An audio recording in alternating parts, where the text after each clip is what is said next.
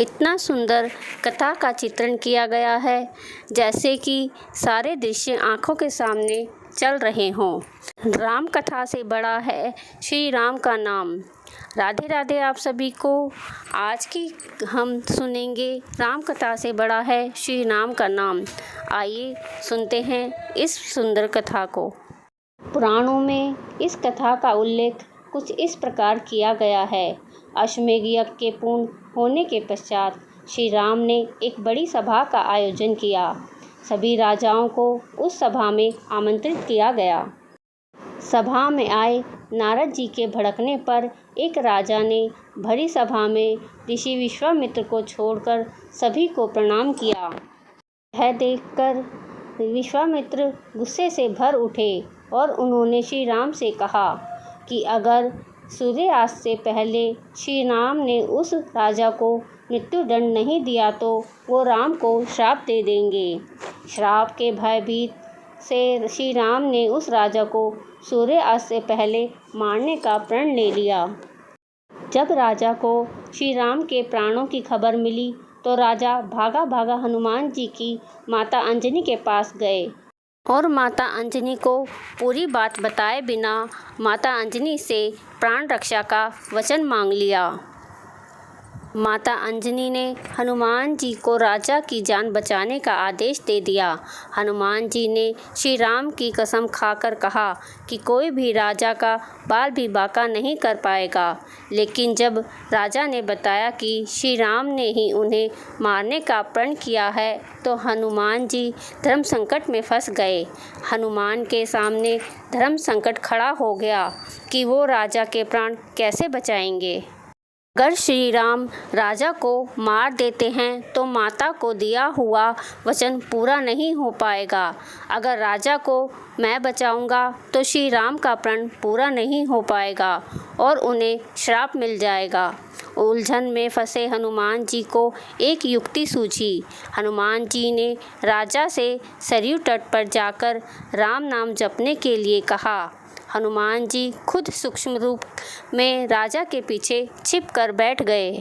जब भगवान श्री राम राजा को ढूंढते हुए सरयू तट पर पहुँचे तो उन्होंने देखा कि राजा राम नाम का जप कर रहा है।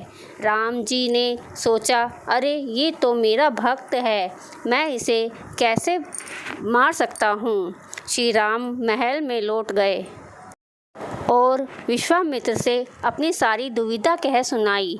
विश्वामित्र अपनी बात पर अड़े रहे और श्री राम को फिर से राजा के प्राण लेने के लिए सरयू तट पर लौटने को कहा। श्री राम को राजा के प्राण लेने के लिए फिर से सरयू तट पर जाना पड़ा।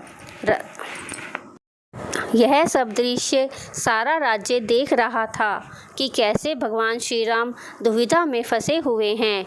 एक तरफ राजा का नाम जप रहा है और श्री राम अपने ही भक्त को मारने के लिए मजबूर हैं। वहाँ खड़े सभी सोच रहे थे कि ऐसे वक्त में हनुमान जी को श्री राम जी के साथ होना चाहिए था, लेकिन हनुमान जी कहाँ थे। वो तो अपने आराध्य के विरुद्ध सूक्ष्म रूप में एक धर्म युद्ध का संचालन कर रहे थे। हनुमान जानते थे कि राम नाम जपते हुए राजा को कोई भी नहीं मार सकता, खुद मर्यादा पुरुषोत्तम राम भी नहीं मार सकते।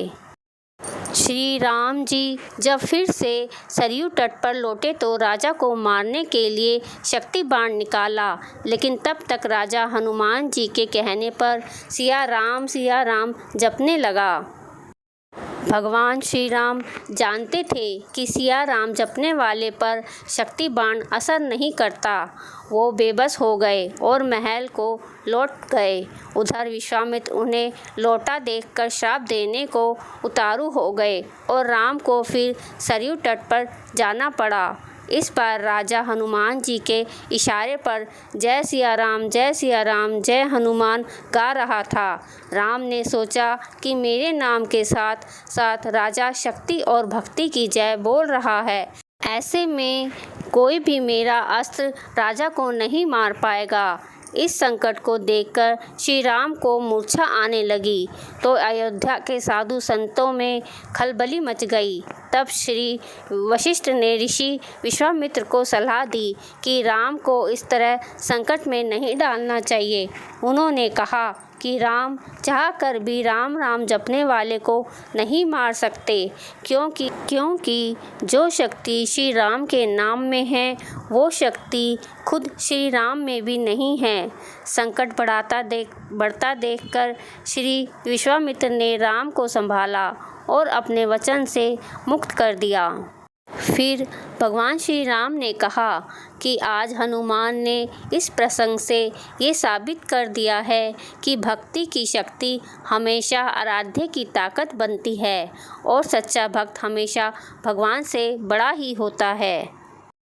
आई होप आपको मेरी यह वीडियो पसंद आई होगी। अगर आपको यह वीडियो पसंद आई हो तो वीडियो को प्लीज़ लाइक करें, ज़्यादा से ज़्यादा शेयर करें और चैनल को सब्सक्राइब करना भी ना भूलें। राधे राधे, जय श्री राम।